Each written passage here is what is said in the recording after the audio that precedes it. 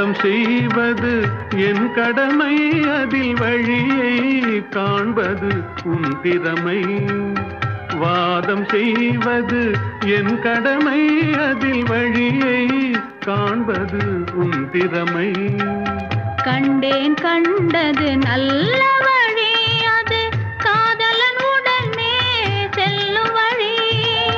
கண்டேன் கண்டது நல்ல வழி, அது காதலன் உடனே செல்லும் வழி. சொன்னேன் பல முறை யாசிக்கிறாய், நீ சொன்னதை நானும் யோசிக்கிறேன். ஒருத்தி ஒருவனை நினைத்து விட்டால் அந்த உறவுக்கு பெயர் என்ன? காதல்